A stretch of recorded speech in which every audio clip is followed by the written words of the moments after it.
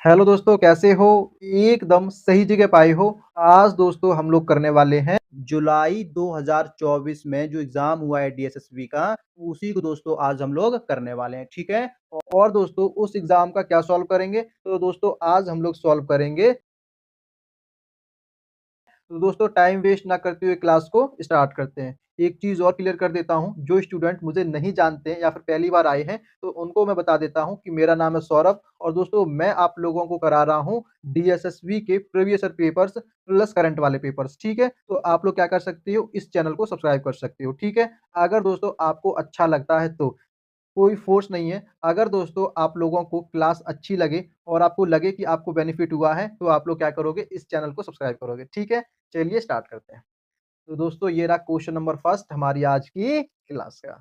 तो दोस्तों ये रहा question number first. Question number first में लिखा है 90, 39 और 30 का चौथा अनुपातिक है। मतलब कि दोस्तों ये कह रहा है कि इन 3 नंबर्स का चौथा अनुपातिक क्या होगा?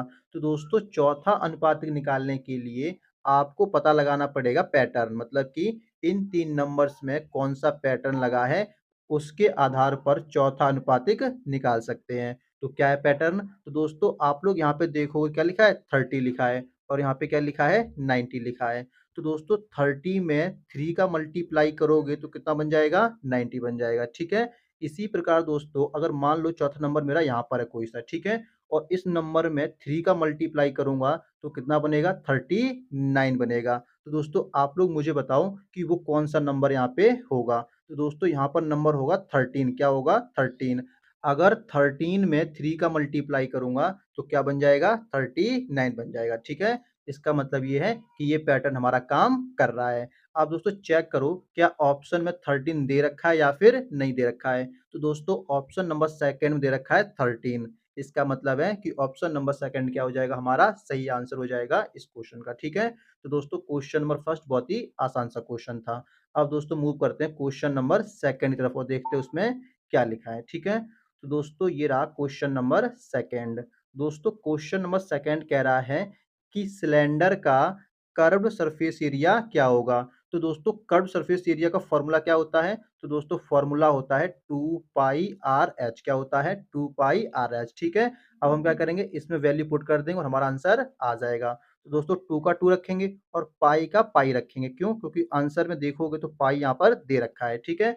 तो पाई को पाई रखा मैंने, इसका मल्टीप्लाई का साइन लगा देंगे और आर कितना है? तो दोस्तों रेडियस हमें गिवन है कितना है 4 सेंटीमीटर है, तो यहाँ पे हम लोग लिख लेंगे, ठीक है? फिर मल्टीप्लाई और h4 क्या होता है? हाइट होता है, हाइट भी हमें गिवन है कितना है 29 है, यहाँ पे 29 कर देंगे। अब दोस्तों इसे सॉल्व कर दोगे तो हमारा आंसर आ जाएगा। 4 का मल्टीप्लाई करोगे 2 में 8 और 8 का मल्टीप्लाई कर दो 29 में, तो 8 दूनी 16 160, 160 हो जाएगा और 8 दूनी 72, 2 6 6 12 13 232 कितना आ जाएगा? दोस्तों इसे सॉल्व करोगे इस पूरे को तो आपका आ जाएगा 232 पाई, कितना आ जाएगा? 232 पाई आ जाएगा। अब दोस्तों चेक करो किस ऑप्शन में ये दे रखा है। तो दोस्तों लास्ट ऑप्शन में लिखा है 232 पाई सेंटीमीटर स्क्वायर। दोस्तों सेंटीमीटर स्क्वायर में आएगा, क्यों? क्योंकि दोस्तों जो एरिया होता है वो कैसा आता है? हमेशा स्क्वायर में आता है और सेंटीमीटर यहाँ पर दे रखा था। इतना तो आप लोगों को पता ही होगा। तो हमारा आंसर क्या आ रहा है? हमारा आंसर निकल के आ रहा है 232 पाई सेंटीमीटर स्क्वायर निकल के आ रहा है, ठीक है? आई होप दोस्तों क्वेश्चन नंबर सेकंड आपको समझ में आया होगा। अब दोस्तों मूव करते हैं क्वेश्चन नंबर थर्ड की तरफ और देखते हैं उसमें क्या लिखा है। तो दोस्तों ये रहा question number third. Question number third में लिखा है a sum of rupees 35,600 is deposited at 6% per annum for 2 years. मतलब कि दोस्तों ये कह रहा है कि 35,600 रुपए को 2 साल के लिए डिपॉजिट किया जा रहा है और किस रेट पर 6% के रेट पर। आगे क्या कह रहा है? आगे कह रहा है कि फाइंड द डिफरेंस, डिफरेंस निकालना है इन इंटरेस्ट का when it is compounded annually and when simple interest is applied।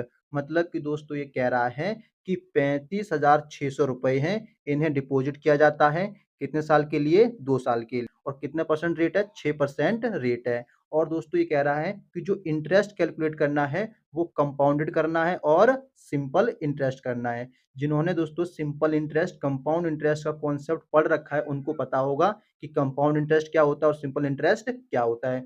जिनको नहीं पता है उनको मैं बता देता हूँ। कंपाउंड इंटरेस्ट का मतलब होता है कि इंटरेस्ट के ऊपर भी इंटरेस्ट देना होता है, ठीक है? और सिंपल इंटरेस्ट का मतलब ये होता है कि जो इंटरेस्ट मैंने एक बार कैलकुलेट कर लिया है, वही इंटरेस्ट हमेशा चलता रहेगा। फॉर एग्ज़ाम्पल मैंने ₹10,000 डिपॉज़िट किए हैं, ठीक है? कितना? 10,000 किया है और रेट है 6%, कितना है? 6%। तो 10,000 का 6% निकालो, कितना आ जाएगा? 600 आ जाएगा। कितना आ जाएगा? 600, और यही ₹600 हर साल लगता रहेगा। ये कौन-सा इंटरेस्ट हो गया? सिंपल इंटरेस्ट हो गया। और दोस्तों कंपाउंड इंटरेस्ट में क्या होता है कि ये जो 600 लगा है, ये जो ₹600 ये ब्याज आया है, इस पर भी मुझे ब्याज देना पड़ेगा। किसके अंदर? कंपाउंड इंटरेस्ट के अंदर।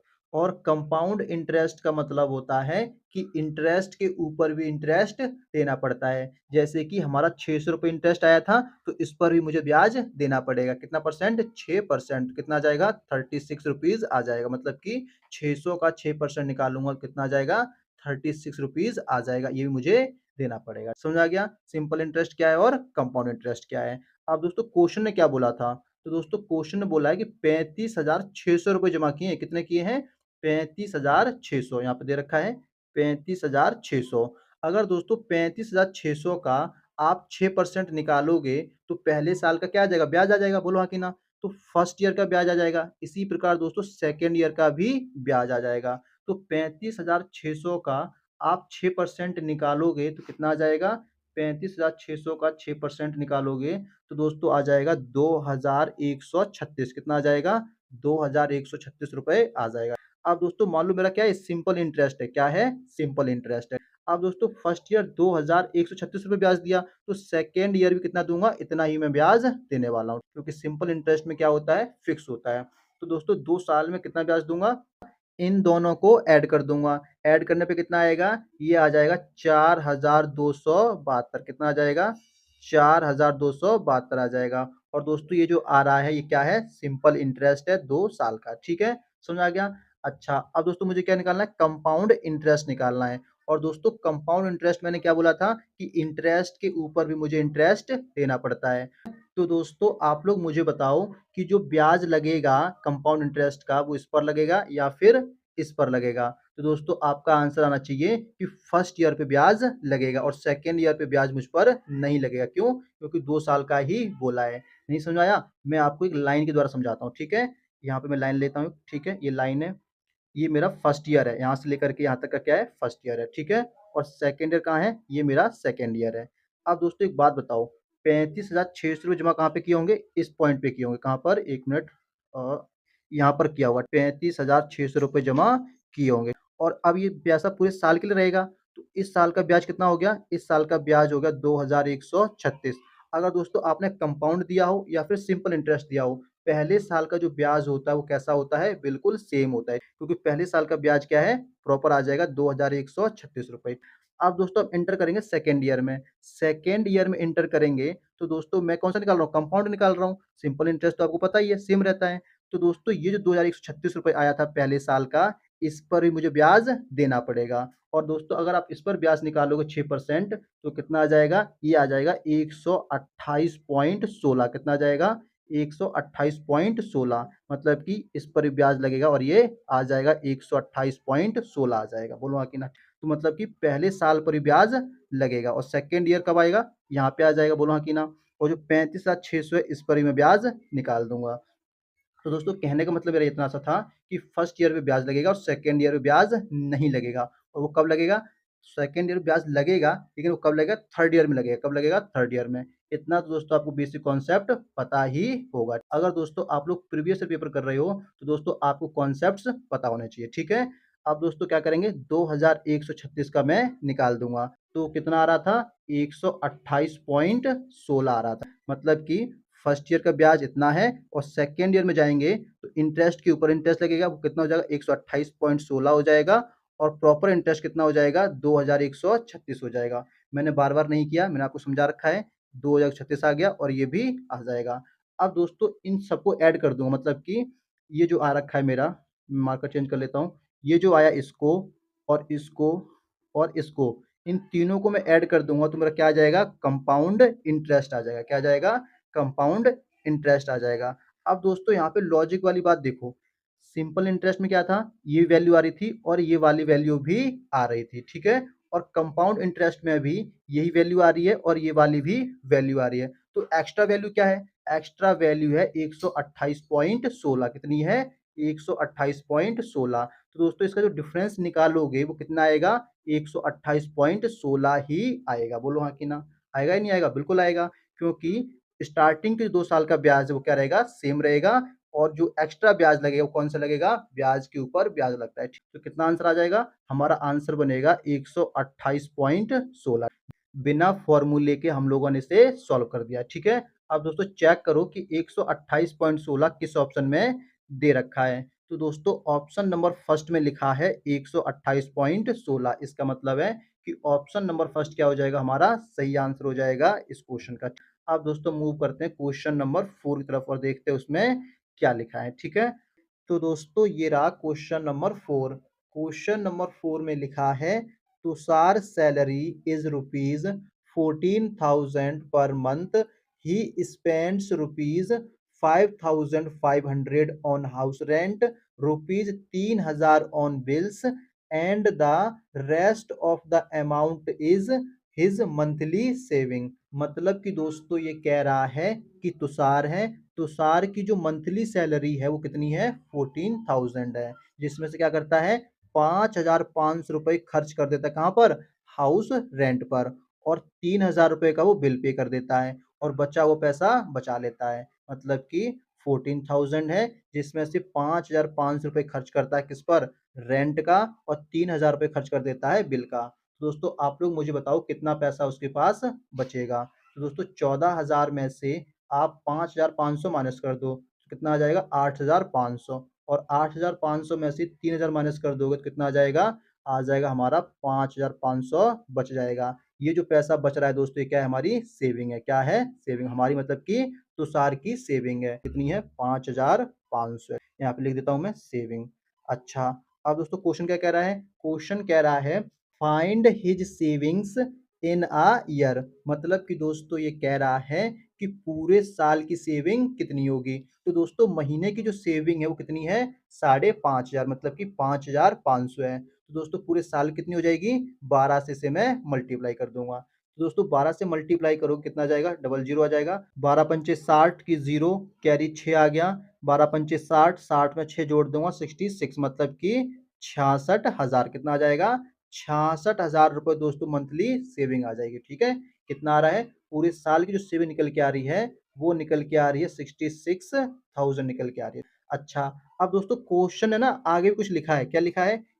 If in the month of his birthday he spent his complete monthly saving for birthday celebration। मतलब कि दोस्तों ये कह रहा है कि तुषार का बर्थडे आ गया और बर्थडे में उसने क्या किया? मंथली सेविंग उसने खर्च कर दी। मतलब कि बर्थडे सेलिब्रेट करने में उसने 1 महीने की सेविंग खर्च कर दी कंप्लीट, मतलब कि पूरी की पूरी। तो दोस्तों आप लोग मुझे बताओ कि खर्च करने के बाद उसे कितना पैसा बचेगा? तो दोस्तों महीने की सेविंग कितनी थी? 5,500 रुपए थी। बोलो हाँ कि ना? ना भी कैलकुलेट कहते हैं यहाँ पे। ठीक है ना? क्या कर देंगे? माइनस कर देंगे। अब दोस्तों 66,000 में से 5,500 माइनस करोगे तो दोस्तों आ जाएगा 60,500। कितना आ जाएगा?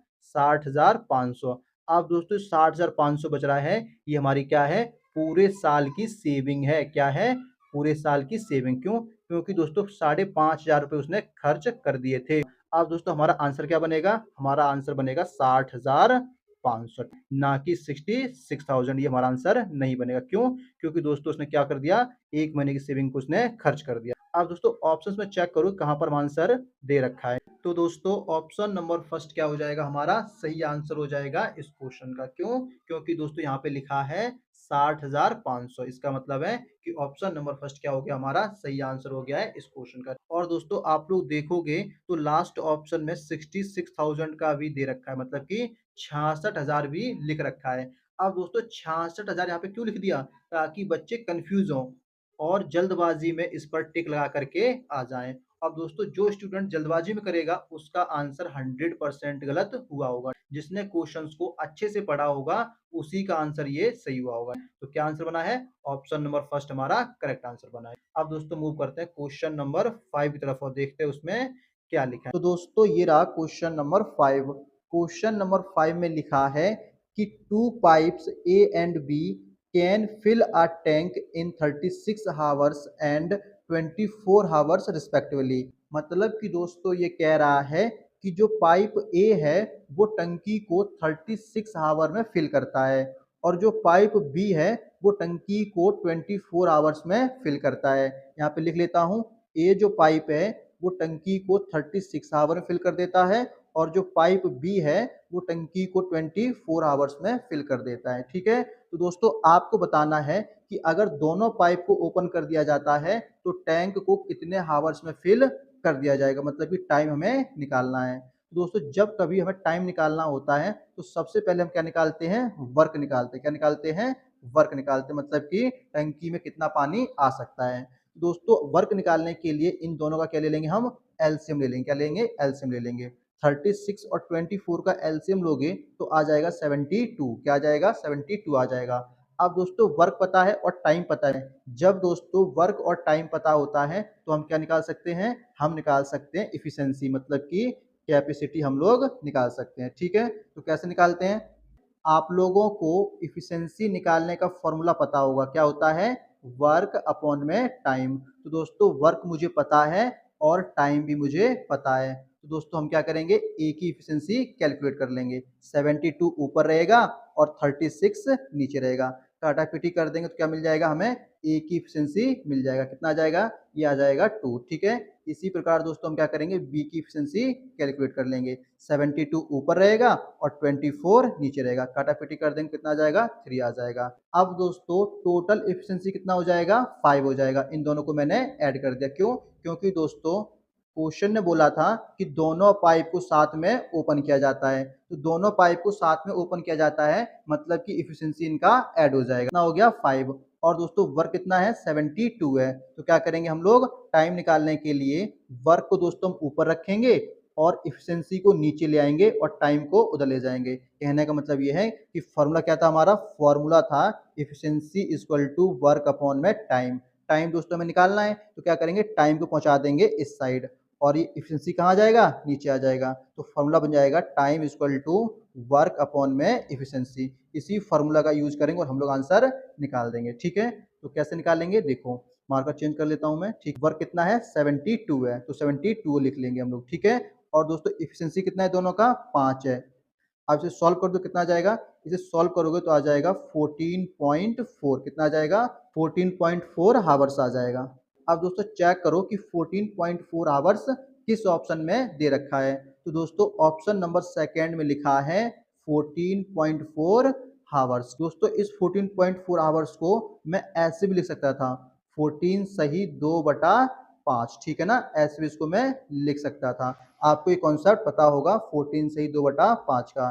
इसे अगर सॉल्व करोगे तो कितना बनेगा, 72/5 बनेगा। ठीक है, 14 पंजे 70 होता है, 70 में ये जोड़ देते हैं। ठीक है, आई होप दोस्तों आपको क्वेश्चन नंबर 5 समझ में आया होगा। अब दोस्तों मूव करते हैं क्वेश्चन नंबर 6 तरफ और देखते हैं उसमें क्या लिखा है। तो दोस्तों ये रहा क्वेश्चन नंबर 6। दोस्तों क्वेश्चन नंबर 6 बिल्कुल सेम है क्वेश्चन नंबर 5 की तरह। अगर दोस्तों आप लोग ट्राई करना चाहो तो कर सकते हो। आप लोग वीडियो को पॉज करोगे और दोस्तों इस क्वेश्चन को सॉल्व करोगे। ठीक है, आपके पास दोस्तों टोटल 30 सेकंड है। 30 सेकंड दोस्तों आपको इसका आंसर निकालना है। ठीक, अगर दोस्तों आप लोग 30 सेकंड में इसका आंसर निकाल पाते हो, इसका मतलब है कि आपका मैथ वाला सेक्शन ठीक ठाक चल रहा है। ठीक, आपको पकड़ है थोड़ी सी मैथ्स में। अगर दोस्तों 30 सेकंड से ज्यादा टाइम लग रहा है, इसका मतलब कि आपको कॉन्सेप्ट भी नहीं आता और आपकी कैलकुलेशन स्पीड क्या है, बहुत ही वीक है। तो आप क्या करोगे, टाइमर लगा करके 30 सेकंड में से सॉल्व करोगे। ट्राई करो, फिर मैं इसको कराता हूँ आप लोगों को। तो दोस्तों आप लोगों ने इसे सॉल्व कर लिया होगा। अब दोस्तों इसे मैं कराता हूँ। क्या लिखा है क्वेश्चन में, क्वेश्चन में लिखा है A B and C can do a piece of work in 8 4 and 8 days respectively. मतलब कि दोस्तों ये कह रहा है कि 3 पर्सन है, ए बी और सी। ये तीनों पर्सन क्या करते हैं, काम करते हैं। और जो ए पर्सन है वो काम करता है 8 दिन, बी पर्सन है वो करता है 4 दिन और जो सी पर्सन है वो करता है 8 दिन काम करता है। ये क्या है, डेज है, मतलब कि टाइम हमें दे रखा है। अब दोस्तों टाइम गिवन है तो हम क्या निकाल सकते हैं, वर्क हम लोग कैलकुलेट कर सकते हैं। और दोस्तों वर्क निकालना मैंने अभी आप लोगों को बताया था। क्या करते हैं, इन तीनों का क्या ले लेंगे, एलसीएम ले लेंगे। तो मान लो इनका एलसीएम आ गया 8, कितना आ गया 8 आ गया।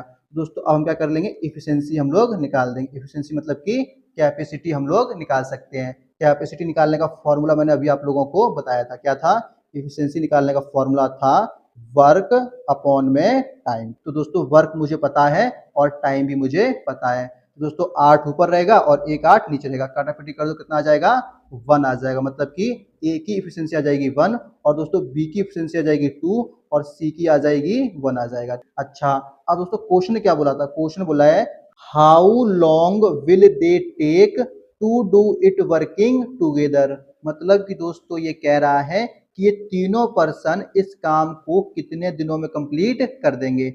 जब दोस्तों तीनों पर्सन की बात आती है, मतलब कि सभी पर्सन की बात आती है, तो क्या करते हैं, इनकी इफिशिएंसी को ऐड कर देते हैं। तो कितना हो जाएगा, 2 और 1 3 और 1 4, मतलब कि 4 हो जाएगा इफिशिएंसी। ठीक है, आप क्या करेंगे, हमें पता है टाइम निकालना है, तो क्या करेंगे, वर्क को ऊपर रखेंगे और इफिशिएंसी को नीचे रखेंगे, तो हमें क्या मिल जाएगा, हमें मिल जाएगा टाइम। तो दोस्तों वर्क है हमारे पास 8 और इफिशिएंसी है 4, काटापीटी कर दो, कितना जाएगा 2 आ जाएगा। मतलब कि इस काम को 2 दिनों में कंप्लीट कर दिया जाएगा। अगर ये तीनों लोग मिलके काम करेंगे तो काम कंप्लीट हो जाएगा 2 डेज, मतलब कि 2 दिन में काम कंप्लीट हो जाएगा। इसका मतलब है कि ऑप्शन नंबर सेकंड क्या हो जाएगा, हमारा सही आंसर हो जाएगा इस क्वेश्चन का। ठीक है, और दोस्तों जिन स्टूडेंट्स ने ये क्वेश्चन पहले ही सॉल्व कर लिया है, वो लोग क्या करेंगे, वो लोग दोस्तों क्वेश्चन नंबर 7 सॉल्व करेंगे। दोस्तों ये रहा क्वेश्चन नंबर 7। क्या लिखा है इसमें, इसमें लिखा है the average of 13 numbers is 11 if each number is multiplied by 7 then what will the new average. मतलब कि दोस्तों ये कह रहा है कि 13 नंबर हैं, कौन कौन से हैं हमें नहीं पता, ठीक है, लेकिन इनका एवरेज कितना है, इनका एवरेज है 11। और दोस्तों इन 13 नंबर्स को जो हमें नहीं पता है उनको मल्टीप्लाई किया जाता है 7 से, और 7 से मल्टीप्लाई करने के बाद जो नया एवरेज आएगा वो कितना होगा, ये हमें बताना है। तो दोस्तों ये क्वेश्चन करना बहुत ही आसान है। क्यों? क्योंकि दोस्तों जितने नंबर से मल्टीप्लाई करना है उस नंबर को मल्टीप्लाई कर देते हैं ओल्ड एवरेज से। मतलब कि ये नंबर ना 11, ये ओल्ड एवरेज है, तो इससे क्या कर देंगे, मल्टीप्लाई कर देंगे। तो 11 का मल्टीप्लाई अगर 7 से कर दोगे तो कितना आ जाएगा, 77 आ जाएगा। मतलब कि जो नया एवरेज बनेगा वो बनेगा 77। अब दोस्तों चेक करो कि किस ऑप्शन में 77 दे रखा है। तो दोस्तों ऑप्शन नंबर फर्स्ट में लिखा है 77। तो दोस्तों ऑप्शन नंबर फर्स्ट क्या हो जाएगा, हमारा सही आंसर हो जाएगा इस क्वेश्चन का। ठीक है, अब दोस्तों ये रहा क्वेश्चन नंबर 8।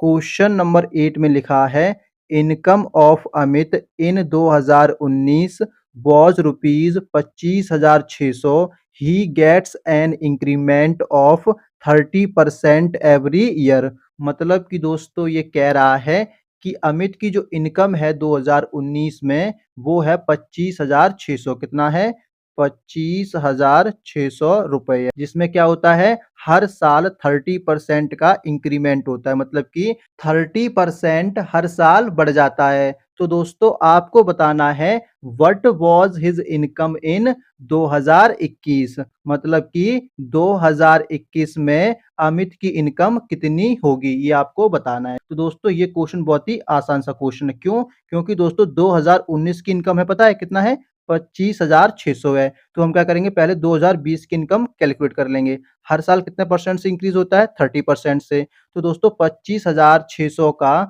30% हम निकालेंगे और जो भी आएगा वो इसमें हम ऐड कर देंगे।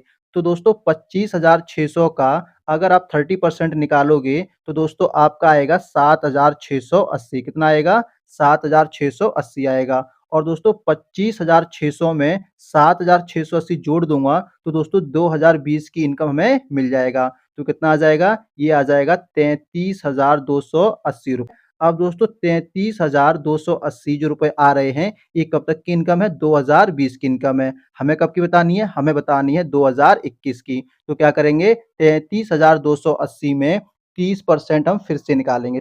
तो दोस्तों 33,280 का 30% निकालोगे तो दोस्तों आएगा 9,984। अब दोस्तों 9,984 को इसमें ऐड कर देंगे तो मुझे इनकम मिल जाएगा 2021 का। दोस्तों ऐड कर दो, 9,984 को आप ऐड करोगे 33,280 में तो दोस्तों आपका रिजल्ट आएगा 43,264। यहाँ पे लिख देता हूँ 43,264 आएगा। कैसे आया? इन दोनों को मैंने ऐड कर दिया। अब दोस्तों 2021 की इनकम कितनी है? 43,264 रुपए। अब दोस्तों चेक करो कि किस ऑप्शन में ये दे रखा है। तो दोस्तों ऑप्शन नंबर 3 में लिखा है 43,264। इसका मतलब है कि ऑप्शन नंबर 3 क्या हो जाएगा? हमारा सही आंसर हो जाएगा इस क्वेश्चन का, ठीक है? अगर दोस्तों आप लोग ये क्वेश्चन डायरेक्ट निकालना चाहो तो कैसे निकालोगे? 2019 का इनकम हमें पता है कितना है? 25,600 है। इसको लिख लो 25,600 को। और कब की इनकम है ये? ये इनकम है 2019 की। हमें कब की निकालनी है? हमें निकालना है 2021 का। तो हमने लिख लिया 2021। दोस्तों आप सभी लोगों को पता होगा कि हर एक इनकम अपने आप का 100% होता है। कितना होता है? 100% होता है। तो दोस्तों बीच में कितना गैप है? 2020 का गैप चल रहा है। तो हम क्या करेंगे? 100% तो वैल्यू रहती ही रहती है और कितने परसेंट से इंक्रीज हो रहा है? 30% से इंक्रीज हो रहा है। तो हम क्या करेंगे? 30% इसमें ऐड कर देंगे तो कितना हो जाएगा? 130% हो जाएगा। तो क्या करेंगे अब हम? अब दोस्तों जो 130% आ रहा है वो क्या करेंगे? 25,600 का 130% निकाल देंगे, मतलब कि 130% निकाल देंगे 25,600 का। तो जो भी रिजल्ट आएगा वो कब की इनकम होगी? वो इनकम होगी 2020 की। हमें कब की चाहिए? 2021 की। तो क्या करेंगे? फिर से हम 130% निकाल देंगे। 130 कैसे आ रहा है? मैंने अभी आपको बताया कि हर एक इनकम अपने आप का 100% होता है। जितने से हमें बढ़ाना है उतना इसमें ऐड कर देते हैं। 30% से हमें बढ़ाना था तो 30% इसमें हमने ऐड कर दिया। तो कितना हो गया? 130 हो गया। अब दोस्तों ये जो बन रहा है इसे हम सॉल्व कर देंगे तो हमारा आंसर डायरेक्ट आ जाएगा। इस जीरो से ये जीरो गया, इस जीरो से ये वाला जीरो गया और इन दो जीरो से ये दो जीरो गया, ठीक है? तो क्या बच गया? 256 यहाँ से बच गया और 13 यहाँ से बच गया और 13 यहाँ से बच गया। इसको लिख लो। अब दोस्तों मल्टीप्लाई करना तो आपको आता ही होगा। मल्टीप्लाई कर दोगे तो कितना आ जाएगा? ये आपका आ जाएगा 43,264 आ जाएगा, ठीक है? तो दोस्तों आप लोग डायरेक्ट भी इसे निकाल सकते थे। जैसे आपको आसान लगे वैसे आप लोग इसे कर सकते हो। अब दोस्तों मूव करते हैं क्वेश्चन नंबर 9 की तरफ और देखते हैं उसमें क्या लिखा है। तो दोस्तों ये रहा क्वेश्चन नंबर 9। क्वेश्चन नंबर 9 में लिखा है Praveen sold 2 pianos each for rupees 1080 making a profit of 20% on the sale of first and a loss of 25% on the sale of the second. What is the total cost of the two pianos? मतलब कि दोस्तों ये कह रहा है कि प्रवीण के पास 2 पियानोज़ हैं, जिसमें से वो पहला पियानो बेचता है तो उसे 20% का प्रॉफ़िट होता है, लेकिन जब वो सेकंड पियानो बेचता है तब उसे 25% का लॉस होता है। कहने का मतलब ये है कि जब पहला पियानो बेचता है कितने रुपए में? 1080 रुपए में। ये क्या हो गया? सेल्स प्राइस हो गया। तो क्या होता है उसे? उसे 20% का दोस्तों प्रॉफ़िट होता है। क्या होता है? प्रॉफ़िट होता है। लेकिन दोस्तों जब वो सेकंड पियानो बेचता है तब उसे क्या होता है? तब दोस्तों उसे 25% का लॉस हो जाता है और कितने में बेचता है? 1080 रुपए में ही बेचता है। तो दोस्तों आपको बताना है कि इन दोनों का टोटल कॉस्ट प्राइस क्या होगा? तो हमें क्या निकालना है? हमें निकालना है कॉस्ट प्राइस। तो दोस्तों कॉस्ट प्राइस निकालना बहुत ही आसान होता है जब हमें सेल्स प्राइस पता होता है। यहाँ पे दोस्तों सेल्स प्राइस भी पता है और दोस्तों प्रॉफिट का परसेंटेज भी पता है। तो दोस्तों मान लो कि कॉस्ट प्राइस है 100%। कितना है? 100% है। और दोस्तों आप लोगों को पता है कि सेल्स प्राइस कैसे निकालते हैं? सेल्स प्राइस निकालते हैं जब कॉस्ट प्राइस में किसमें? कॉस्ट प्राइस में प्रॉफिट ऐड कर देते हैं तब हमें क्या मिलता है? हमें मिलता है सेल्स प्राइस। तो दोस्तों कॉस्ट कितना है? कॉस्ट है हमारे पास 100% है, ठीक है? और दोस्तों प्रॉफिट क्या है? प्रॉफिट है हमारे पास 20%। तो दोस्तों सेल्स प्राइस कितना हो जाएगा? सेल्स प्राइस हो जाएगा 120% हो जाएगा। और दोस्तों 120% का वैल्यू हमें गिवन है। कितना है? वो दे रखा है 1080। कितना दे रखा है? 1080 हमें दे रखा है। तो दोस्तों हम क्या करेंगे? हम लोग दोस्तों 1% का वैल्यू कैलकुलेट कर लेंगे। कैसे निकालेंगे? 120% का वैल्यू हमें गिवन है 1080 दे रखा है। यहाँ से दोस्तों 1% का वैल्यू हम लोग कैलकुलेट कर लेंगे। तो 1080 रहेगा ऊपर और 120 आ जाएगा नीचे। 120% नीचे आ जाएगा, ठीक है? अब दोस्तों 1% का वैल्यू आ जाएगा अगर मैं इसे सॉल्व कर दूँगा। हमें क्या निकालना है? हमें निकालना है कॉस्ट प्राइस और कॉस्ट प्राइस दे रखा है 100%। कितना दे रखा है? 100% हमने लेट किया था। तो क्या करेंगे? जब दोस्तों 1% का वैल्यू पता है तो 100% का वैल्यू निकालने के लिए 100% से इसे मल्टीप्लाई कर देंगे, ठीक है? अब दोस्तों इसे सॉल्व कर दूँगा तो हमें क्या मिल जाएगा? हमें मिल जाएगा कॉस्ट प्राइस मिल जाएगा। तो दोस्तों 1 ज़ीरो से 1 ज़ीरो खत्म और परसेंटेज के साइन से परसेंटेज साइन खत्म, ठीक है? और 12 का टेबल आपको आता है, 12 बन जा 12 मतलब कि 12 बन जा 12 और 12 निम्न में 108 यहाँ से 1 ज़ीरो बच गया और 1 ज़ीरो यहाँ से बच गया और दोस्तों ये हो जाएगा 900 मतलब कि अगर आप इसे सॉल्व कर दोगे तो दोस्तों आ जाएगा 900 आ जाएगा। कितना आ जाएगा? 900 तो दोस्तों कॉस्ट प्राइस निकल के आ रहा है 900 कितना निकल के आ रहा है? 900 निकल के आ रहा है फर्स्ट पियानो का। इसी प्रकार दोस्तों सेकंड पियानो का कॉस्ट प्राइस निकाल देंगे। तो दोस्तों मान लो कि सेकंड पियानो का जो कॉस्ट प्राइस है वो दे रखा है 100% कितना दे रखा है? 100% फिर से मान लिया हमने। तो यहाँ पे लिख देंगे कॉस्ट की जगह लिख देंगे 100% लेकिन दोस्तों इसमें क्या हो रहा था 25% का लॉस हो रहा था। अब दोस्तों प्रॉफिट ऐड होता है तो लॉस क्या हो जाएगा? माइनस हो जाएगा। तो 25% यहाँ से माइनस हो जाएगा। तो कितना बचेगा? 75% बचेगा। और दोस्तों 75% का वैल्यू हमें गिवन है कितना है? 1080 दे रखा है। अब दोस्तों 75% का वैल्यू पता है तो हम लोग क्या करेंगे 1% का वैल्यू कैलकुलेट कर लेंगे। कैसे? 1080 ऊपर रहेगा और 75% नीचे आ जाएगा। अभी मैंने आपको समझाया था। अब हमें क्या निकालना है? कॉस्ट प्राइस निकालना है। तो दोस्तों कॉस्ट प्राइस कितना है? 100% है। तो क्या करेंगे 100% से इसे मल्टीप्लाई कर देंगे। अब दोस्तों इसे सॉल्व करोगे तो कितना आ जाएगा? तो दोस्तों ये आ जाएगा 1440 कितना आ जाएगा? 1440 आ जाएगा मतलब कि सेकंड पियानो का जो कॉस्ट प्राइस आएगा वो आएगा 1440। अब दोस्तों इसे हम लोग लिख देते हैं वहाँ पर जहाँ पे हमने इसे लेट किया था। तो दोस्तों सेकंड पियानो का कॉस्ट प्राइस आया है 1440। अब दोस्तों क्वेश्चन ने पूछा था कि टोटल कॉस्ट कितनी है दोनों पियानोज़ की? तो दोस्तों इसे क्या कर देंगे? ऐड कर देंगे। ऐड कर दो 0 का 0 4 का 4 9 4 13 2 तो कितना आ जाएगा? 2340 आ जाएगा। कितना आ जाएगा? 2340 रुपए आ जाएगा दोनों का कॉस्ट प्राइस।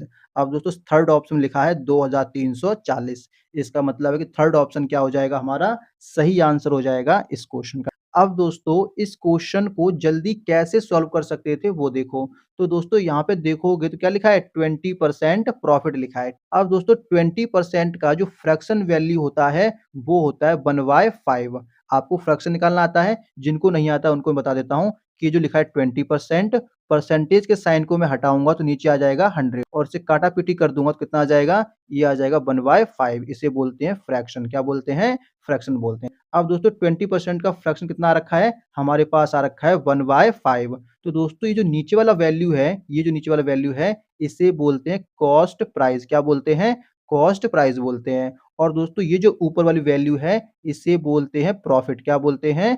प्रॉफिट बोलते हैं। अच्छा, अब दोस्तों कॉस्ट प्राइस पता है, प्रॉफिट पता है और इन दोनों को जब ऐड कर देते हैं तो क्या बनता है? सेल्स प्राइस बनता है। तो सेल्स प्राइस कितना हो जाएगा? ₹6 हो जाएगा। कितना हो जाएगा? 6 5 नीचे वाला और 1 ऊपर वाला, इनको हम ऐड कर देते हैं। तो दोस्तों यहाँ पे लिख लेता हूँ मैं एक बार। कॉस्ट प्राइस मेरे पास 5 है और सेल्स प्राइस कितना है? सेल्स प्राइस है ₹6 ₹6 मान लो या फिर 6 यूनिट मान लो, कुछ भी मान लो, आपकी मर्ज़ी है, सिर्फ़ आपको सॉल्व करना है। अच्छा, ये दोस्तों है फर्स्ट पियानो, किसका है? फर्स्ट पियानो का है। इसी प्रकार दोस्तों हम करेंगे सेकंड पियानो का। तो दोस्तों सेकंड पियानो में 25% का लॉस हो रहा है और दोस्तों 25% का जो फ्रैक्शन वैल्यू होता है, वो होता है 1/4 और मैंने अभी आपको बताया कि ये जो नीचे वाली वैल्यू होती है, ये क्या होता है? ये होता है कॉस्ट प्राइस मतलब कॉस्ट प्राइस कितना हो जाएगा? ₹4 हो जाएगा और ऊपर वाला क्या होता है? प्रॉफिट होता है। लेकिन दोस्तों यहाँ पे क्या है? लॉस है, तो ऊपर वाला क्या होगा? लॉस होगा, ठीक है? अच्छा, अब दोस्तों आप लोग मुझे बताओ कि सेल्स प्राइस कितना होगा? क्या इन दोनों को ऐड करेंगे या फिर माइनस करेंगे? माइनस करेंगे, क्यों? क्योंकि दोस्तों क्या हो रहा है? लॉस हो रहा है। तो दोस्तों 4 में से 1 माइनस कर दूँगा तो कितना आ जाएगा? 3 आ जाएगा। तो कितना आ जाएगा? ₹3 आ जाएगा, ठीक है? या फिर 3 यूनिट आ जाएगा। क्लियर यहाँ तक? अच्छा, अब दोस्तों हमारे पास सेल्स प्राइस आ चुका है। कितना आ गया है? सेल्स प्राइस हमारे पास आ गया, पहले पियानो का 6 आ गया है और दूसरे वाले का 3 आ गया है। अब दोस्तों आप लोग देखोगे कि फर्स्ट पियानो है, उसका सेलिंग प्राइस हमें पता है कितना है? 1080 है। तो यहाँ पे लिख लेंगे 1080। अब दोस्तों 6 यूनिट का जो वैल्यू है वो कितना है? 1080 है। तो दोस्तों यहाँ से मैं 1 यूनिट का वैल्यू निकाल सकता हूँ। कैसे? 1080 रहेगा ऊपर और 6 रहेगा नीचे। तो क्या मिल जाएगा? 1 यूनिट का वैल्यू हमें मिल जाएगा और हम क्या करेंगे? 5 यूनिट का वैल्यू निकाल लेंगे कॉस्ट प्राइस का। तो 5 से क्या कर देंगे? इसे मल्टीप्लाई कर देंगे। अब दोस्तों इसे सॉल्व करोगे तो कितना आ जाएगा? ये दोस्तों आपका आ जाएगा 900 कितना आ जाएगा? 900 आ जाए। और दोस्तों अभी हमने पहले सॉल्व किया था तब भी हमारा कितना आ रहा था 900 ही आ रहा था। तो दोस्तों ये मेथड बहुत ही आसान सा मेथड है। इसी प्रकार दोस्तों हम सेकंड पियानो का भी कर लेंगे। सेकंड पियानो का भी कॉस्ट प्राइस कितना है? उसका भी कॉस्ट प्राइस है 1080 और सेलिंग प्राइस कितना है उसका 3 यूनिट है। तो क्या करेंगे 1 यूनिट का वैल्यू हम लोग कैलकुलेट कर लेंगे। 1080 ऊपर रहेगा, 3 नीचे रहेगा और कॉस्ट प्राइस कितना है 4 यूनिट है। तो 4 से क्या कर देंगे मल्टीप्लाई कर देंगे और इसे सॉल्व करोगे तो दोस्तों आपका आ जाएगा 1440 आ जाएगा। और दोस्तों क्वेश्चन ने पूछा था कि दोनों का कॉस्ट प्राइस कितना है टोटल, तो 900 पहले वाले का है, 1440 सेकंड वाले का है। इन दोनों को ऐड कर दूंगा तो आपका आ जाएगा 2340 आ जाएगा। इसका मतलब है कि ऑप्शन नंबर थर्ड क्या हो जाएगा हमारा सही आंसर हो जाएगा इस क्वेश्चन का। अब दोस्तों आपको जो भी तरीका अच्छा लगा है आप लोग उस तरीके से सॉल्व कर सकते हो। अब दोस्तों मूव करते हैं क्वेश्चन नंबर 10 की तरफ और देखते हैं उसमें क्या लिखा है। तो दोस्तों ये रहा क्वेश्चन नंबर 10। 38 लिखा है, फिर माइनस का साइन लगा है, इसके बाद 7 है, फिर डिवाइड बाय 2 है तो डिवाइड बाय 2 कर देंगे, मल्टीप्लाई में 6 है। अब काटापीटी कर दो, 2 1 जा 2, 2 3 जा 6। इन दोनों को आपस में मल्टीप्लाई कर देंगे तो 7 3 जा 21 और आ गया 38। अब 38 में से 20 बन जाएगा तो कितना बचेगा? 8 में से 1 गया 7, 3 में से 2 गया 1 मतलब कि 17 आ जाएगा। इसका मतलब कि ऑप्शन नंबर थर्ड क्या हो जाएगा हमारा सही आंसर हो जाएगा इस क्वेश्चन का। अब दोस्तों मूव करते हैं क्वेश्चन नंबर 11 की तरफ और देखते हैं उसमें क्या लिखा है। तो दोस्तों ये रहा क्वेश्चन नंबर 11। क्वेश्चन नंबर 11 में लिखा है the average weight of 14 boys in a class is 40.5 kg and that of the remaining 4 boys is 37.25 kg। मतलब कि दोस्तों ये कह रहा है कि 14 बॉयज का जो एवरेज वेट है वो है 40.5 केजी। कितना है? 40.5 केजी। और दोस्तों बचे हुए 4 बॉयज का जो एवरेज वेट है वो है 37.25 केजी। अच्छा अब दोस्तों क्वेश्चन पूछ रहा है find the average weight of all the boys in the class. मतलब कि ये कह रहा है कि सभी बॉयज का टोटल एवरेज वेट कितना होगा। तो दोस्तों टोटल बॉयज कितने हो गए? टोटल बॉयज हो गए 18। अब दोस्तों 18 बॉयज का हमें क्या निकालना है? एवरेज वेट निकालना है। तो कैसे निकालेंगे? हमें दोस्तों 14 बॉयज का एवरेज वेट पता है कितना है 40.5 है। तो क्या करेंगे इनका टोटल वेट हम लोग कैलकुलेट कर लेंगे। तो दोस्तों टोटल वेट कितना आ जाएगा? टोटल वेट आपका आ जाएगा 40.5 में आप मल्टीप्लाई करोगे 14 का तो दोस्तों आ जाएगा 567। कितना आ जाएगा? 567। ये क्या आ गया हमारा? ये टोटल वेट आ गया 14 बॉयज का। इन दोनों का मैंने आपस में मल्टीप्लाई कर दिया तो कितना आ गया? 567 आ गया। इसी प्रकार दोस्तों क्या करेंगे इन 4 बॉयज का मल्टीप्लाई कर देंगे 37.25 केजी में। तो दोस्तों हमें क्या मिल जाएगा? हमें मिल जाएगा टोटल बॉयज 4 बॉयज का। तो कितना आ जाएगा? ये आपका आ जाएगा 149। कितना आ गया? 149। इन दोनों का आपस में मैंने मल्टीप्लाई कर दिया। अब दोस्तों इन दोनों को मैं ऐड कर दूंगा। 567 और 149 को ऐड करूंगा तो दोस्तों ये आ जाएगा 716। कितना आ जाएगा? 716 आ जाएगा। और दोस्तों ये क्या आ गया? ये आ गया टोटल वेट आ गया। क्या आ गया? टोटल वेट आ गया दोस्तों 18 बॉयज का। हमें क्या निकालना है? हमें निकालना है दोस्तों एवरेज। तो क्या करेंगे इसे दोस्तों 18 से डिवाइड कर देंगे तो क्या आ जाएगा? दोस्तों आपका आएगा 39.77। इसे काटोगे कितना आ जाएगा? 39.777 ऐसे चलता रहेगा। तो दोस्तों अप्रोक्स में लिख सकते हैं 39.78। कितना लिख सकते हैं? 39.78 हम लोग लिख सकते हैं। अब दोस्तों चेक करो कि किस ऑप्शन में ये दे रखा है। तो दोस्तों लास्ट ऑप्शन में लिखा है 39.78। इसका मतलब है कि ऑप्शन नंबर 4 क्या हो गया हमारा सही आंसर हो गया है इस क्वेश्चन का। अब दोस्तों मूव करते हैं क्वेश्चन नंबर 12 की तरफ और देखते हैं उसमें क्या लिखा है। तो दोस्तों ये रहा क्वेश्चन नंबर 12। क्वेश्चन नंबर 12 में लिखा है by selling an article for rupees 119 a man loses 15% at what price should he sell it to gain 25%। मतलब कि दोस्तों ये कह रहा है कि एक आदमी है वो एक आर्टिकल को 119 रुपए में बेचता है और बेचने पे क्या होता है 15% का लॉस होता है। यहाँ पे लिख लेता हूँ 119 क्या हो गया ये सेलिंग प्राइस हो गया। ठीक है और कितना परसेंट का लॉस होता है 15% का लॉस होता है। अब दोस्तों क्वेश्चन ने ये बोला है कि अगर 25% का प्रॉफिट कमाना चाहते हो तो बताओ सेलिंग प्राइस क्या होगा। तो दोस्तों सेलिंग प्राइस निकालने के लिए मुझे क्या चाहिए, कॉस्ट प्राइस चाहिए। ठीक है, तो दोस्तों सबसे पहले हम क्या करेंगे, कॉस्ट प्राइस फाइंड आउट करेंगे।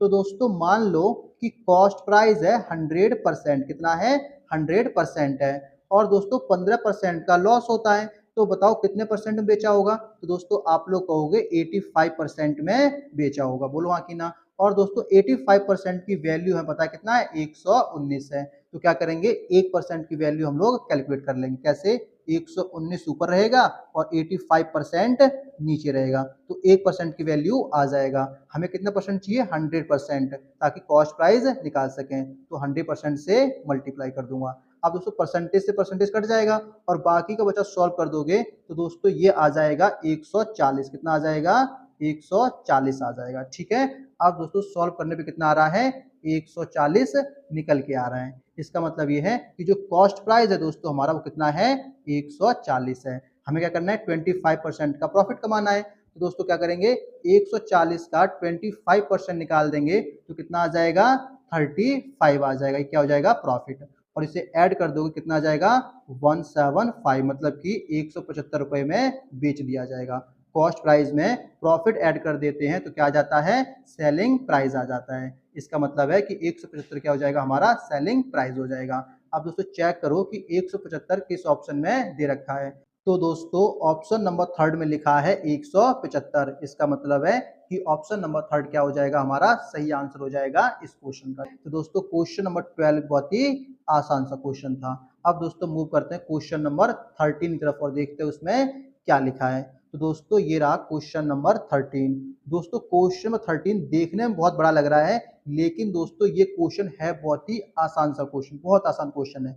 देखने में बड़ा लग रहा है लेकिन इसका आंसर बहुत ही हलवा टाइप का है। तो इसे रीड करते हैं और इसका आंसर निकालने की कोशिश करते हैं। तो क्या लिखा है इसमें, इसमें लिखा है a person has to cover a distance of 8 kilometre in 1 hour if he covers 1/4 of the distance in 1/3 of the total time, then what should his speed in kilometer per hour be to cover the remaining distance in the remaining time so that the person reach the destination exactly on time. तो दोस्तों समझ आपको कुछ भी नहीं आया होगा, लेकिन दोस्तों ये क्वेश्चन है बहुत ही आसान सा है। सिर्फ और सिर्फ लैंग्वेज का इसमें खेल है और बाकी कुछ भी नहीं है। ठीक है, तो देखो कैसे करेंगे। तो दोस्तों सबसे पहले क्या दे रखा है इसमें, सबसे पहले दे रखा है कि एक पर्सन है और वो क्या करता है, 8 किलोमीटर चलता है 1 आवर में, मतलब कि 1 घंटे में। तो इसको मैं लिख लेता हूं, डिस्टेंस कितना है,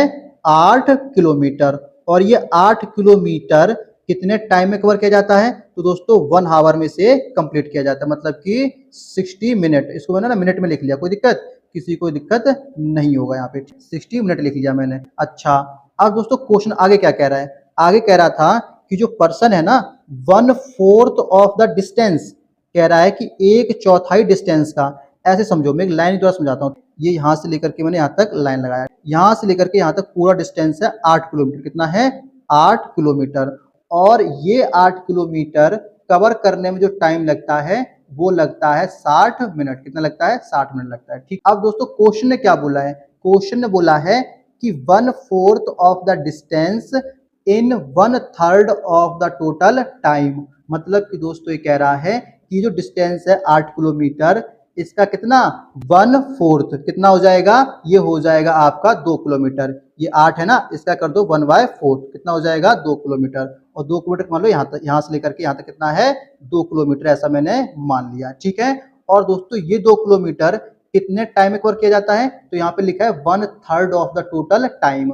और टोटल टाइम कितना है, 60 मिनट। 60 मिनट का अगर आप 1/3 करोगे तो कितना आ जाएगा, 20 मिनट। कितना आ जाएगा, 20 मिनट में कवर किया जाता है। समझ आ गया। ये जो 2 किलोमीटर है इसे कवर किया जाता है 20 मिनट में। तो दोस्तों आप लोग मुझे बताओ कि कितना डिस्टेंस बच गया। तो दोस्तों हमारे पास जो डिस्टेंस बच जाएगा वो बच जाएगा यहाँ से लेकर के यहाँ तक, और वो कितना होगा, वो होगा 6 किलोमीटर। क्यों, टोटल 8 है, 2 कवर कर लिया तो कितना बचा, 6 किलोमीटर बचा हमारा। अच्छा अब दोस्तों ये जो 6 किलोमीटर बचा है ये कवर किया जाता है रिमेनिंग टाइम में।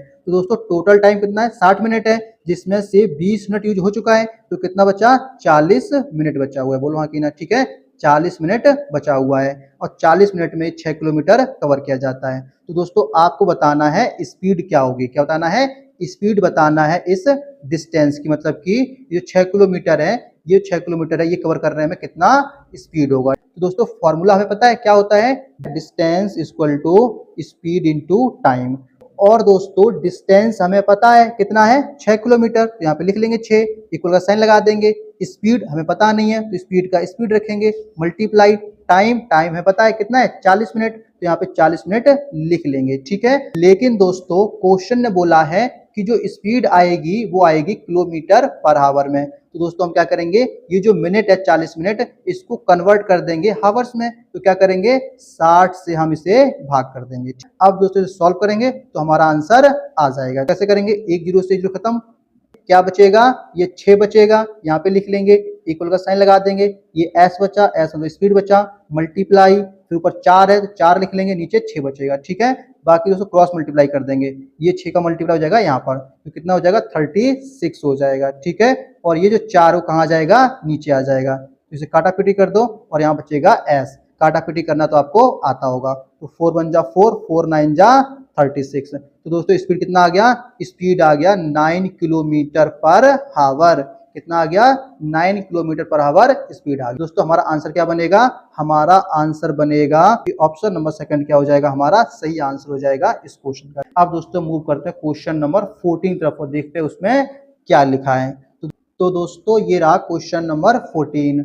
क्वेश्चन नंबर 14 में लिखा है Anil can complete a job alone in 12 days, while Bhaskar can complete it alone in 15 days. On the first day only Anil works, on the second day only Bhaskar works, and on the third day Anil and Bhaskar work together. This cycle continues till the work is completed. How long will it take them to complete the work? मतलब कि दोस्तों ये कह रहा है कि जो अनिल है वो एक काम को 12 दिन में कंप्लीट करता है, ठीक है, और भास्कर जो है वो कंप्लीट करता है 15 दिन में, ठीक है। तो दोस्तों आपको बताना है कि जो काम है वो कितने दिनों में कंप्लीट होगा। अगर पहले दिन अनिल काम करता है, दूसरे दिन भास्कर काम करता है, और दोस्तों तीसरे दिन अनिल और भास्कर दोनों मिलकर के काम करते हैं, तो काम कितने दिनों में कंप्लीट हो जाएगा। तो दोस्तों आपको क्या करना है, आपको सबसे पहले वर्क निकालना है। वर्क कैसे आता है, इन दोनों का एलसीएम कितना आ जाएगा 60 आ जाएगा। तो 60 क्या आ गया, हमारा वर्क आ गया, इनका एलसीएम ले लिया हमने 12 और 15 का। अब दोस्तों वर्क आ गया तो क्या निकाल सकते हैं, इफिशिएंसी निकाल सकते हैं। इफिशिएंसी निकालना दोस्तों मैंने अभी आप लोगों को बताया था पिछले क्वेश्चंस में। तो कितना आ जाएगा 12 पंचे 60, 5 आ जाएगा। क्या किया मैंने, इस 60 में 12 से मैंने क्या कर दिया, डिवाइड कर दिया, ठीक है। इसी प्रकार बी का निकाल देंगे, कितना आ जाएगा 4 आ जाएगा। 60 में 15 का भाग कर दिया। अब दोस्तों मेरे पास इफिशिएंसी आ चुका है। अब देखो पहले दिन काम कौन कर रहा है, पहले दिन काम कर रहा है अनिल। तो पहले दिन काम कितना कंप्लीट होगा, 5 कंप्लीट होगा। क्यों, क्योंकि दोस्तों पर डे एफिशिएंसी कितना है 5 यूनिट की, मतलब कि 5 काम करता है। अच्छा, और दोस्तों सेकेंड डे काम कौन करता है, सेकेंड डे काम करता है भास्कर, मतलब कि 4 काम होगा। और थर्ड डे क्या होता है, थर्ड डे दोस्तों मतलब कि तीसरे दिन ये दोनों लोग मिलकर काम करते हैं, तो कितना काम होगा 9 यूनिट काम हो जाएगा। बोलो हाँ कि ना। अब दोस्तों कह सकते हैं कि 3 दिन में, कितने दिन में, 3 दिन में कितना काम कंप्लीट हो जाता है, 3 दिन में काम कंप्लीट हो जाता है। इन तीनों को ऐड कर दूंगा तो कितना हो जाएगा 5 और 4 9, 9 9 18, मतलब कि 3 दिन में काम कंप्लीट होता है 18 यूनिट। तो अगले 3 दिन में कितना होगा, अगले 3 दिन में भी 18 होगा। अच्छा, और अगले 3 दिन में कितना होगा, तो दोस्तों अगले 3 दिन में भी 18 यूनिट काम होगा। तो दोस्तों मुझे बताओ कि कितना काम कंप्लीट हो चुका है। तो आप जोड़ दो इन सबको, 18 18 36 और 18 54, 54 यूनिट काम हो चुका है। कितने दिन में, 3 ये 3 ये 3 ये, इनको ऐड कर दूंगा, 3 और 3 6 3 9, कितना हो जाएगा 9 डेज। तो दोस्तों 9 डेज में कितना काम कंप्लीट हो जाएगा, 54 यूनिट कंप्लीट हो जाएगा, ठीक है। अच्छा, टोटल काम कितना है, टोटल काम था हमारा 60 यूनिट। अब दोस्तों 9 दिन में 54 कंप्लीट हो चुका है, कितना बचा 6 यूनिट काम दोस्तों अभी और बचा है। अब दोस्तों 9 डेज कंप्लीट होने के बाद फिर से रूटीन स्टार्ट हो जाएगा और काम कौन करेगा? काम करेगा अनिल। मतलब कि 10वें दिन काम कौन करेगा? अनिल काम करेगा, ठीक है, 10वें दिन। और कितना काम करेगा? 5 यूनिट काम करेगा, तो 5 इसमें और जोड़ दूंगा। अब दोस्तों 10 दिन के अंदर कितना काम हो चुका है? 10 दिन के अंदर काम कंप्लीट हो गया है 59 यूनिट। कितना और बचा है? तो आप कहोगे कि 1 यूनिट काम और बचा है, और वो काम कब होगा? अगले दिन होगा, मतलब कि 11वें दिन होगा, ठीक है। मतलब कह सकते हैं कि 10 डेज में दोस्तों कितना काम कंप्लीट हो गया? 59। कितना काम बच गया है? 1 यूनिट काम दोस्तों अभी भी बच गया है, ठीक है। और ये 1 यूनिट काम कब होगा? 11वें दिन होगा। तो दोस्तों आप लोग मुझे बताओ, क्या 11वें दिन में पूरा दिन लगा देगा या फिर आधा दिन लगाएगा? वो दोस्तों हमें कैलकुलेट करना पड़ेगा कि 11वें दिन जो लगेगा वो पूरा लगेगा या फिर आधा लगेगा, या फिर आधे का भी आधा लगेगा। कैसे पता चलेगा? ये जो इफिशियंसी है इससे मैं क्या कर दूंगा? वर्क को डिवाइड कर दूंगा, ठीक है ना। आपको पता है ना कि टाइम निकालने का फॉर्मूला क्या होता है? वर्क अपॉन में इफिशियंसी। वर्क मुझे पता था 1 यूनिट, और इफिशियंसी भी मुझे पता है 4 थी, ठीक है। तो 1/4। तो अगले दिन जो काम होगा वो होगा 1/4। मतलब कितना दिन लगेगा? इसे सॉल्व कर दोगे दोस्तों तो आ जाएगा आपका, 1 को 4 से भाग कर दो तो कितना आ जाएगा दोस्तों? 0.25 डे आ जाएगा। मतलब कि पूरे दिन का आधे का भी आधा लगेगा, ठीक है। तो कितना हो जाएगा? तो दोस्तों ये हो जाएगा 10.25 डेज लगेगा, ठीक है। 10 दिन तो पूरे लग रहे हैं, लेकिन 11वें दिन का कितना लग रहा है? 1/4 भाग लग रहा है। तो हमारा आंसर क्या बनेगा? 10.25 बनेगा, ठीक। आप दोस्तों चेक करो कि ये किस ऑप्शन में दे रखा है। तो दोस्तों ऑप्शन नंबर सेकेंड में लिखा है 10.25 डेज। इसका मतलब है कि ऑप्शन नंबर सेकंड क्या हो जाएगा? हमारा सही आंसर हो जाएगा इस क्वेश्चन का। अब दोस्तों मूव करते हैं क्वेश्चन नंबर 15 की तरफ और देखते हैं उसमें क्या लिखा है। तो दोस्तों ये रहा क्वेश्चन नंबर 15। क्वेश्चन नंबर 15 में दोस्तों आपको ये सॉल्व करना है। तो कैसे करेंगे? सबसे पहले दोस्तों सॉल्व करेंगे छोटे रूट को, मतलब कि ये जो लिखा है √25, इसको सॉल्व करेंगे। अगर दोस्तों √25 को खोल देंगे तो कितना आ जाएगा? 5 आ जाएगा। बोलो हाँ कि ना। इस √25 की जगह क्या लिख सकता हूँ? 5। और दोस्तों 59 में 5 ऐड कर दोगे तो कितना बन जाएगा? ये बन जाएगा रूट का 64। और दोस्तों √64 को बाहर करोगे तो कितना आ जाएगा? ये आ जाएगा 8। मतलब कि इसकी जगह पे क्या आ जाएगा? 8 आ जाएगा। और 108 में से 8 माइनस कर दोगे तो कितना बचेगा? ये बचेगा 100। अब दोस्तों √100 है, √100 को बाहर करोगे तो कितना आ जाएगा? 10 आ जाएगा। कितना आ जाएगा? 10 आ जाएगा। कहने मतलब ये है कि ये बड़ा रूट रहेगा और बड़े रूट में ये वैल्यू रहेगी और मल्टीप्लाई में आ जाएगा 10। तो आप दोस्तों सॉल्व कर दो तो कितना आ जाएगा? 0.00841 मल्टीप्लाई करोगे 10 से तो कितना आ जाएगा? ये आ जाएगा 0.0841, और ये किसमें रहेगा? रूट में रहेगा, ठीक। अब दोस्तों लास्ट में देखो क्या लिखा है? 841। और दोस्तों 841 स्क्वायर किसका होता है? 29 का स्क्वायर होता है, ठीक है ना। अब दोस्तों 29 का स्क्वायर होता है। अब यहाँ पे क्या लगा? पॉइंट लगाए। देखो पॉइंट लगा, लगा तो हमारा आंसर क्या बनेगा? हमारा आंसर बन जाएगा 0.29। क्या बन जाएगा? 0.29। तो दोस्तों ऑप्शन नंबर फर्स्ट क्या हो जाएगा? हमारा सही आंसर हो जाएगा इस क्वेश्चन का। आई होप दोस्तों क्वेश्चन नंबर 15 आपको समझ में आया होगा। दोस्तों आज की क्लास को मैं यहीं पे स्टॉप करता हूँ। क्यों? क्योंकि दोस्तों आने वाले जो क्वेश्चंस हैं वो है टाइम कंज्यूमिंग। मतलब कि जैसे कि क्वेश्चन नंबर 16 जो है दोस्तों उसमें लगेगा बहुत सारा टाइम। मैं दिखा देता हूँ आप लोगों को। आप लोग दोस्तों इस क्वेश्चन को घर पर ट्राई करोगे। मैं दिखा देता हूँ। क्वेश्चन नंबर 16 ये है, और इसको हिंदी में रीड करना है तो दोस्तों हिंदी में भी कर सकते हो। ये रहा हिंदी में। और इसके बाद दोस्तों क्वेश्चन नंबर 17 दिखा देता हूँ मैं भी। और ये रहा क्वेश्चन नंबर 17। दोस्तों ये क्वेश्चन थोड़ा सा अच्छा है, मतलब कि इसमें भी टाइम लगेगा। ये दोनों क्वेश्चन दोस्तों मेंसुरेशन से पूछे गए हैं। और बाकी का क्वेश्चन है 22 पेज नंबर पे होगा। ये क्वेश्चन दोस्तों आसान है, ये आप लोग कर सकते हो, ठीक है, बहुत आसान है। और इसके बाद दोस्तों क्वेश्चन नंबर है 19 हमारे पास, वो है ये रहा, ठीक है। तो दोस्तों आप लोग इस क्वेश्चन को भी सॉल्व कर सकते हो, ठीक है। अगर आप लोग कर लेते हो तो अच्छी बात है। कमेंट बॉक्स में मुझे बताना कि आप लोगों ने सॉल्व किया है और आपका आंसर क्या आएगा। अगर इनका सॉल्यूशन चाहिए तो दोस्तों आपको देखना पड़ेगा नेक्स्ट क्लास को। मतलब कि नेक्स्ट क्लास में दोस्तों हम लोग ये सभी क्वेश्चंस करने वाले हैं, ठीक है। टाटा बाय बाय, मिलते दोस्तों नेक्स्ट क्लास में।